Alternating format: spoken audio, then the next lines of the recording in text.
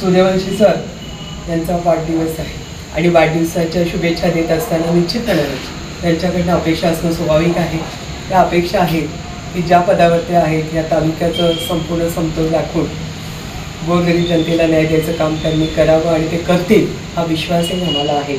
आणि वाढदिवसाच्या त्यांना खूप खूप शुभेच्छा देत असताना सगळं काही त्यांच्या मनासारखं होऊ दे, त्यांचं प्रमोशन आहे ते देखील त्यांच्या मनासारखं होऊ दे, याच खऱ्या आजच्या शुभेच्छा त्यांना महत्त्वाच्या आहे. आरोग्यदायी शुभेच्छा. तुम्ही बोला ना. नाही तुम्ही बोलले आपलं महाविकास आघाडी. नाही